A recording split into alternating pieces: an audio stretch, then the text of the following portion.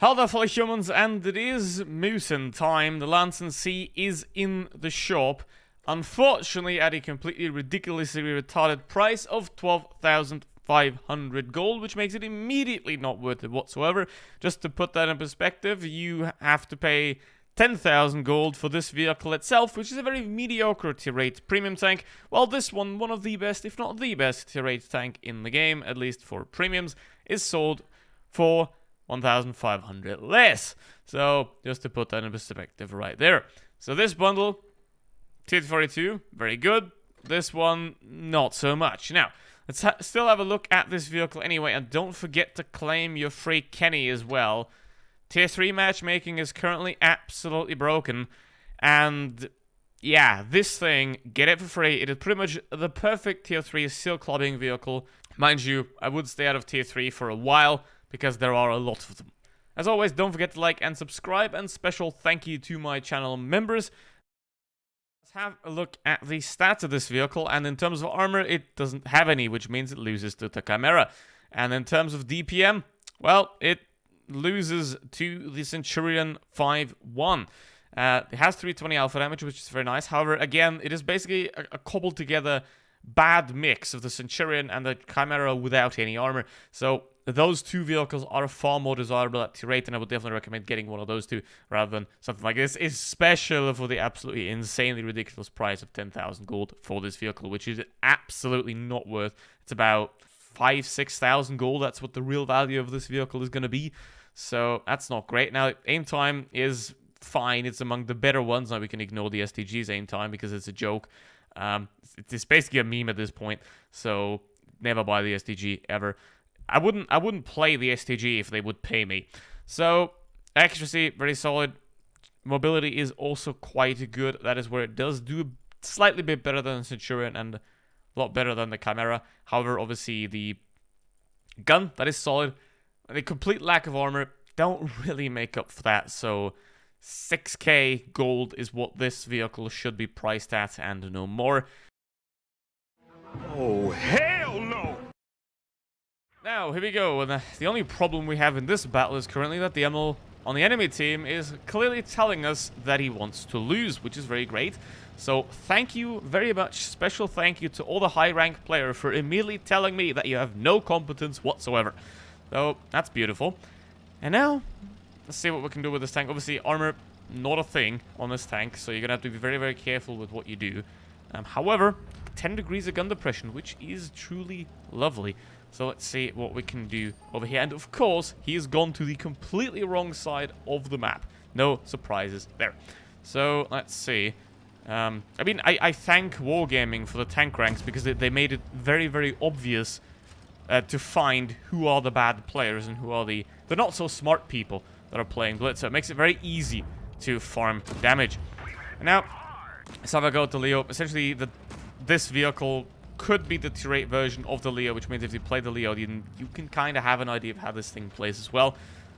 That's what I would recommend as well. Once this thing is in the shop for a better price, get the Leo first, have a look at that tank, and then if you enjoy that kind of playstyle, then maybe have a look at the Lansen C. Now, what we have here is we have obviously not a lot of armor. We have a lot of spread here going on, so maybe we can shoot the ML that is obviously all the way over there. Not quite. And now the Pantera is pushing in, which means can shoot him, but that happens. And now we're going to have to be very careful because the Pantera auto-reloader. Don't want to peek that too much. I have 0 armor, which means every time I do peek, I will get penetrated, which is not great for a vehicle like this. And now we're down 2 vehicles, which is obviously not that great. And we also have, I think, an AFK. I don't know, is he AFK or something? Seems to be AFK. Okay, M41. Lovely. Now, 10 degrees of gun depression, obviously very great for playing hold-out angles like this one. But it has to be said, obviously, every time you peek, you're very vulnerable, and you will. If you get hit, you're probably going to get pinned in 90% of cases. So, see what we can achieve here. That T25 AT would be very nice to take out. The penetration on this thing should be good enough about to pin him. There we go. Little gamer trick right there. If you roll back, you can get like half a degree more gun depression. In an idea like that, so definitely try that out. It needs a bit of practice, but it does work pretty nicely. Now, the enemies have a Löwe, a ML, and a one-shot Leo.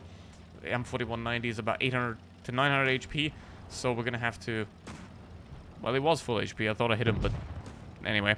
I'm dumb, so don't listen to me. Here we go. Ugh. Who built the wall there? Anyway, there we go. And that is now 3 versus 2, because again, that IS-6 is AFK, so we're having a great time here. He's just peeking out sideways me. I can use HE, and this thing, 320 alpha damage, it does have good HE rounds, as you can see, so that is quite nice. Okay, now, the ammo is obviously a problem, but not too big of a problem, really.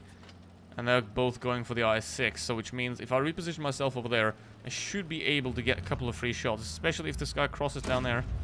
Not quite.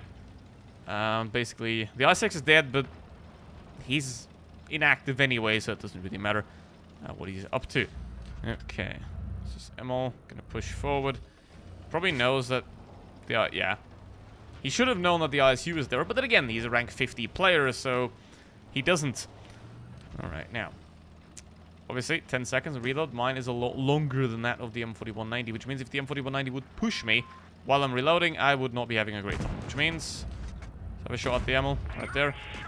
And then let's pull back so that I'm basically protected by the ISU, in a way. Never mind when the ISU is dead. Ideally. So there we go, there we go. And now we need one shot. Which he screws up subsequently, which is great. Let's go. Thank you very much. And he's going to get another shot, but I'm going to finish off because he got no armor. Beautiful. And now, Emil, gone, dead. Beautiful. That's 2.7k damage. As long as you don't get shot at, and as long as you play this vehicle sort of a bit passive, then it can work pretty well. Second one, and we have another gold level. That's very good for them to show us how good they are. That's truly lovely.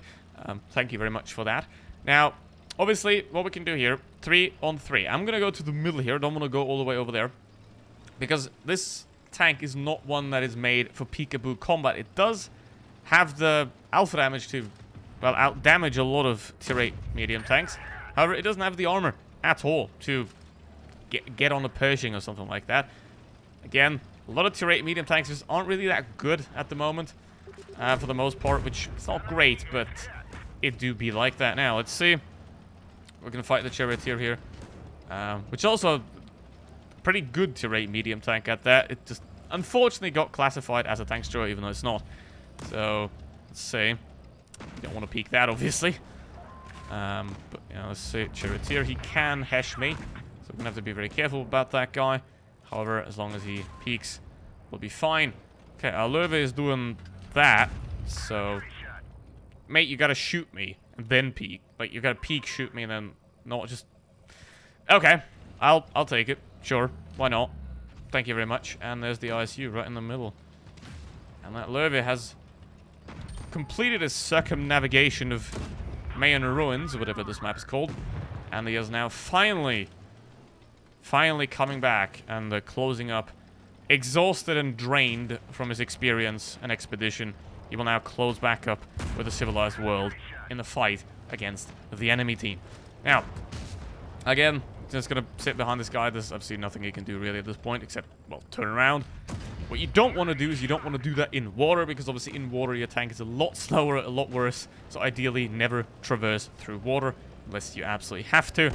At that point, yeah, he's completely and utterly screwed. And the enemy team is too, so see if we can get a shot on the Panther. It's unlikely.